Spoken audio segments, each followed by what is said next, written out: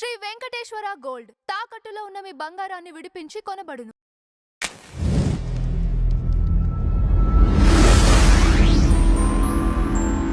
నమస్తే అండి, welcome to tree media.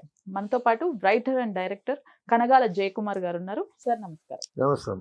Sarath బాబు గారు అలానే రమాప్రభ గారు, వీరిద్దరూ ఇష్టపడి వివాహం చేసుకొని ఎందుకు విడాకులు తీసుకోవటం జరిగింది? వీరితో మీకు కొంత అనుబంధం కూడా ఉంది కదా? అంటే right from my Srikakulam career, నేను అక్కడ శ్రీకాకుళం జిల్లాలో టీచర్గా పనిచేశానండి. అప్పుడు నాటకాలు ఆడేవాళ్ళం. ఆ నాటకాల్లో శరత్ బాబు కూడా పార్టీకి చేశారు. తెరతొలగిందని ఒక నాటకం వేశాము. అందులో నేను వేశాను. తర్వాత జి ఆనంద్ అని సింగరు, మ్యూజిక్ డైరెక్టర్ కూడా. తర్వాత శరత్ బాబు కూడా వేశాడు. సో అక్కడి నుంచి మా పరిచయం. సో ఒకసారి మెడ్రాస్లో 1000 లైట్స్ దగ్గర నేను భోంచేసి బయటకు వస్తుంటే ఒక భారీ విగ్రహం వెళ్తూ ఉంది. ఏంటి శరత్ బాబు లాగా ఉన్నాడని వెళ్ళి చూస్తే అప్పటికి శరత్ బాబు కాదు, సత్యనారాయణ దీక్షిత్. వెళ్ళి హలో హలో అని వెనక నుంచి పలకరించి చూస్తే ఇతను. సో అతను ఫిలిం ఫీల్డ్కి వచ్చాడు, నేను ఫిలిం ఫీల్డ్కి వెళ్ళాను. నా తర్వాత వచ్చాడు తను రావటం డైరెక్ట్గా రామరాజ్యంలో హీరోగా వచ్చాడు. ఫొటోస్ పంపించాడు, సెలెక్ట్ అయ్యాడు, వచ్చాడు. సో వచ్చినప్పటికీ అతనికి స్టేజ్ ఎక్స్పీరియన్స్ పెద్దగా ఏం లేదు. సరే శ్రీకాకుళంలో కలిసి ఉన్నాం ఫ్రెండ్స్ కాబట్టి ఒకే రూమ్లో ఉన్నాం మేము. సో కొన్నాళ్ళు అయిన తర్వాత ఇతనికి కాస్త సినిమాలు వచ్చాయి, ఎదిగాడు. తర్వాత నెల్లూరు ఏదో ఫంక్షన్కి వెళ్ళారంట. ఆ ఫంక్షన్కి శరత్ బాబుని రమాప్రభని చీఫ్ గెస్ట్గా పిలిచారు. సో చీఫ్ గెస్ట్లు అంటే మరి పక్క పక్కన కూర్చుంటారు కదా, ఆ విధంగా పరిచయం అయ్యి మొత్తానికి ఇతని వైపు ఇనిషియేటివ్ ఉందో ఆవిడ వైపు ఇనిషియేటివ్ ఉందో మొత్తానికి పెళ్లి చేసుకున్నారు. ఒకరోజు నేను షూటింగ్కి వెళ్ళి నా రూమ్కి వచ్చేసరికి రూమ్ లోపల గడివి వేసింది, లోపల లైట్ వెలుగుతుంది. ఏంటో లైట్ వెలుగుతుంది, శరత్ బాబు నిద్రపోతే లైట్ ఆఫ్ చేస్తాడు కదని ఆ డోర్కి మధ్యన చిన్న గ్యాప్ ఉంటుంది కదా, ఆ గ్యాప్ దగ్గర ఇలాగా కళ్ళు పెట్టి చూస్తే ఆ గ్యాప్లో నుంచి మల్లెపూల వాసన వస్తుంది. ఓకే, టెక్మని రమాప్రభ బయటకు వచ్చి వెళ్ళిపోయింది.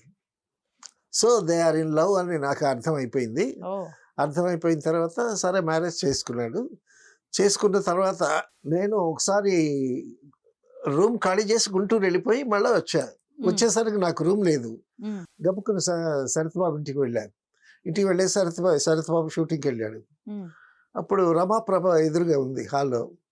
ఏంటి పట్టుకొని వచ్చా ఉంది అని అంటే, ఏం లేదు నాకు రూమ్ ఖాళీ చేసి వెళ్ళిపోయాను, ఒక 2-3 రోజులు ఉండి రూమ్ చూసుకొని వెళ్ళిపోదాం, శరత్ బాబుని అడుగుదాం అనుకున్నాను అని అన్నా.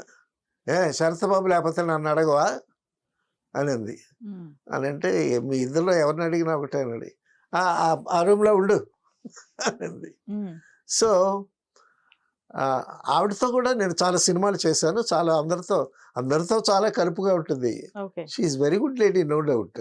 ఆవిడ చేతి మీదుగా ఎంతమందికి ఆ భోజనం పెట్టిందో, ఎంతమందికి డబ్బులు ఇచ్చిందో. ఆవిడ పొగిడితే చాలు తీసుకొచ్చి ఇచ్చేస్తుంది, పందారం చేస్తుంది.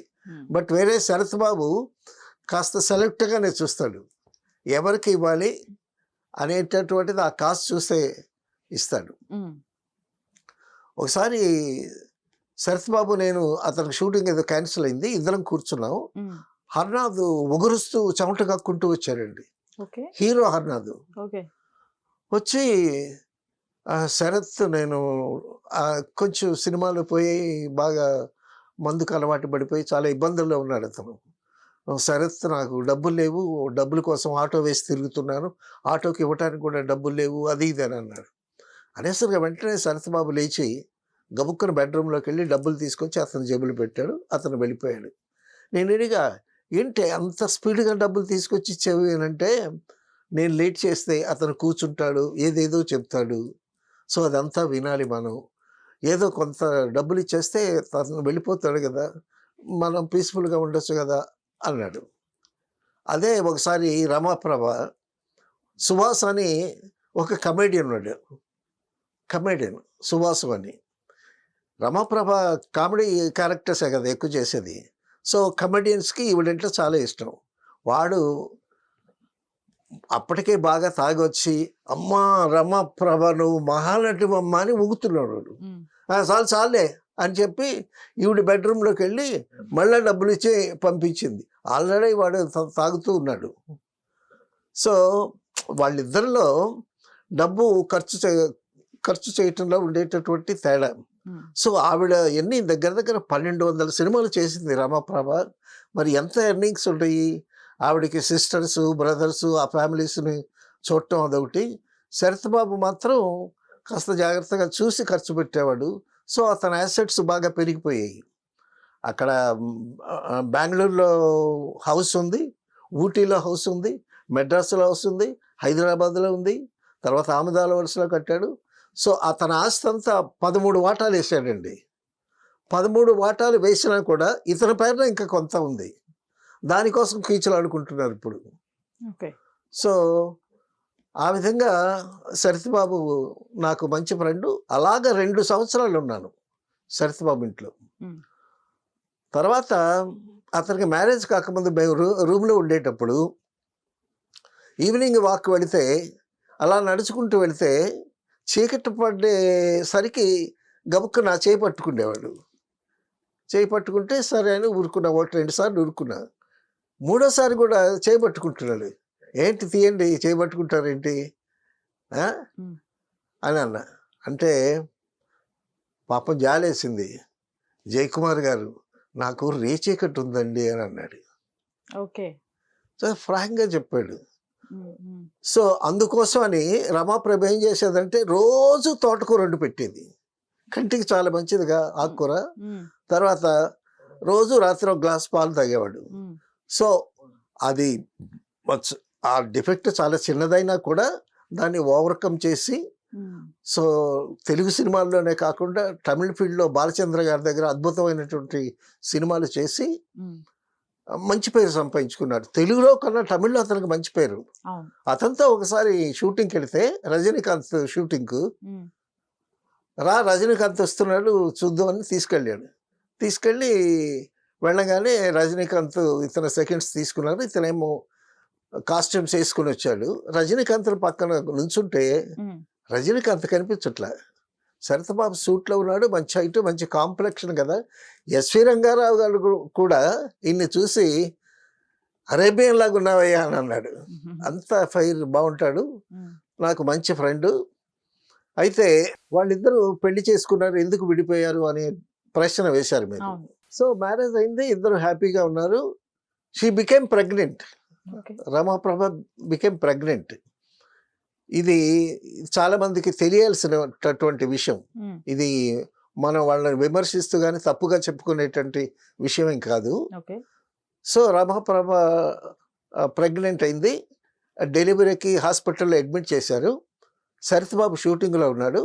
శరత్ బాబుకి సడన్గా హాస్పిటల్ నుంచి ఫోన్ వచ్చింది. డాక్టర్ గారు ఫోన్లో ఉండి మీరు అర్జెంటుగా రావాలి అని అన్నారు. అని అంటే అప్పుడు శరత్ బాబు హాస్పిటల్కి వెళ్ళండి. హాస్పిటల్కి వెళితే శరత్ బాబు డాక్టర్ చెప్పింది ఏంటంటే లోపల ట్విన్స్ డెవలప్ అవుతున్నారు. గర్భసంచిలో ఒక బేబీ ఉంది, ఆ ట్యూబ్ ఉంటుందంట, ఆ ట్యూబ్లో డెవలప్ అవుతుందంట ఒక బేబీ. సో ఆ ట్యూబ్ బరస్ట్ అయితే బేబీలు చనిపోతారు, మదర్ కూడా చనిపోతుంది. ఇమీడియట్గా ఆపరేషన్ చేస్తే మదర్ అన్న సేవ్ అవుతుంది అని డాక్టర్ చెప్పాడు. చెప్తే అప్పుడు ఆపరేషన్ చేసేటంటే అప్పుడు ఆపరేట్ చేసిన తర్వాత సో ఆ గర్భసంచి ఆ బేబీలని మొత్తం రిమూవ్ చేశారు అనమాట. So there is no chance, పిల్లలు పుట్టే అవకాశం లేదు. పాపం రమాప్రభ గారు ప్రెగ్నెంట్గా ఉంటూ రోజు జయసుధ గారికి ఫోన్ చేసి, షావుకారి జానికి ఫోన్ చేసి నా కడుపులో ఇట్లా ఉంది అట్లా ఉంది అని చెప్తా ఉండేది. తర్వాత ఇలా జరిగిన తర్వాత so that is a very bad moment um, వాళ్ళకి. ఉమ్, తర్వాత షీ గుడ్ నాట్, మరి పిల్లలు పుట్టే అవకాశం లేదు. సో ఆ విచారంతో కొన్నాళ్ళు ఉన్నారు వాళ్ళు అలాగా. తర్వాత తర్వాత తర్వాత నేను బయటకు వచ్చేసాను. ఒక 2 ఇయర్స్ వాళ్ళతో ఉన్నాను. ఓకే. తర్వాత నేను బయటకు వచ్చేసాను. తర్వాత ఏవేవో కొన్ని పరిణామాలు జరిగాయి. ఆస్తి వాళ్ళిద్దరికీ ఏవో మనకు తెలియని మనస్పర్ధలేవో ఓకే. వచ్చుంటే విడిపోయారు. ఉమ్, సో పిల్లలు కనుక పుట్టుంటే డెఫినెట్గా వాళ్ళు కలిసి ఉండేవాళ్ళు. సో అది ఒక మంచి జంట అయ్యుండేది. She loves him a lot. ఇతను కూడా రమాప్రభ అంటే చాలా ఇష్టం. ఉమ్, దగ్గరుండి చూసిన వాడిని కాబట్టి చెప్తున్నాను నేను. ఉమ్, మీరు మరి ఇది ఇట్ ఈస్ ఏ చాలా మందికి ఇది తెలీదు. అందుకోసం చెప్పాల్సినటువంటి పరిస్థితి అనమాట. So that is how. తర్వాత శరత్ బాబు నంబియార్ గారు అమ్మాయిని చేసుకున్నాడు. సో వాళ్ళిద్దరి మధ్యన కూడా సరిగ్గా పొసగలేదు. తర్వాత విడిపోయారు. తర్వాత హీ బికేమ్ ఎలోన్. అప్పుడప్పుడు ఫోన్ చేసేవాడు, నేను ఫోన్ చేసేవాడిని. నేను ఒకసారి అన్నా, మీరు ఒంటరిగా ఉన్నారు అని అన్నా. అనంటే ఒంటరిగా లేను, ఏకాంతంగా ఉన్నాను అన్నాడు. సార్ నేనేదో జోక్ చేశా, ఏకాంతం లేకపోతే ఏకాంతమే కదా అని అన్నాను నేను. సరే అతను చనిపోయే ముందు కూడా కొంచెం మాట తేడా పడింది.